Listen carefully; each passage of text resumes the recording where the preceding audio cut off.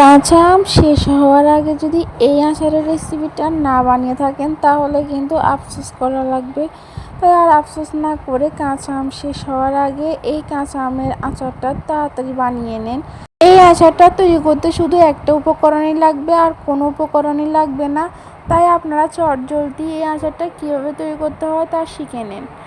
আচার তৈরি করার জন্য আমগুলোকে আমি খোসা ছাড়িয়ে নিয়েছি। এরপর আমগুলোকে আমি 2 টুকরো করে নিয়েছি। এরপর একটা কাঁটা চামচ দিয়ে আমি কেচে নিয়েছি। এখন সবগুলো আমকে ভালোভাবে পরিষ্কার পানি দিয়ে ধুয়ে নিতে হবে। আর আমগুলোকে খোসা ছাড়ানোর আগে আপনারা 2 টুকরা করে নেবেন, এতে করে আমগুলো কাটতে সুবিধা হবে। খোসা ছাড়ানোর পর আমগুলো কাটতে কিন্তু আপনাদের অসুবিধা হবে। এখন সবগুলো আমকে ভালোভাবে ধুয়ে নেওয়ার পরে একটা জাঁজরিতে তুলে নিচ্ছি। সবগুলো আম একটা জাঁজরিতে তুলে নেওয়া হয়ে গেলে এখন চুলাতে একটা কড়াই বসিয়ে দিয়েছি, আর কড়াইতে দিয়ে দিচ্ছি এখানে 1 কাপ পরিমাণ চিনি আর 1 কাপ পরিমাণ পানি।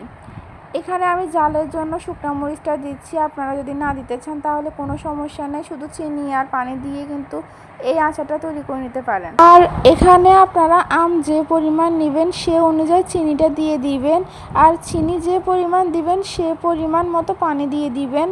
এখানে আমি গোটা মশলা ইউজ করতেছি। এখানে তেজপাতা, দারচিনিটা দিয়ে দিচ্ছি ফ্লেভারের জন্য, আপনারা না দিতে চাইলে না দিতে পারেন। এরপর দিয়ে দিচ্ছি ভিনেগার দেওয়ার কারণে আচারটা আপনারা বছর জুড়ে সংরক্ষণ করতে পারেন। আর যদি আপনারা সংরক্ষণ করতে না চান তাহলে কিন্তু আপনারা ভিনেগার দেওয়ার দরকার নেই। আর ভিনেগার ছাড়াও কিন্তু আচার সংরক্ষণ করা যায়। আচারগুলোকে আপনারা রোদে শুকানোর পরে নর্মাল ফ্রিজে রেখে কিন্তু আপনারা বছর জুড়ে সংরক্ষণ করতে পারেন। গ্রাম অঞ্চলে কিন্তু ভিনেগার ছাড়াই আচার তৈরি করা হয়। এরপর আমের টুকরাগুলোকে চিনি শিরার সাথে ভালোভাবে মিশিয়ে নিতে হবে। এখানে আমি 1/2 চা চামচ পরিমাণ লবণ দিয়ে দিচ্ছি, এতে করে চিনির ব্যালেন্সটা ঠিক থাকে। আমি মিষ্টি জাতীয় খাবারে লবণটা ইউজ করে থাকি, এতে করে মিষ্টির ব্যালেন্সটা ঠিক থাকে। অনেকে কিন্তু মিষ্টিতে লবণটা ইউজ করে না, আপনারা চাইলে এটা স্কিপও করতে পারেন। এরই মাঝে আমার আমগুলো একদম সিদ্ধ হয়ে গেছে, আর আমের কালারটাও চেঞ্জ হয়ে গেছে।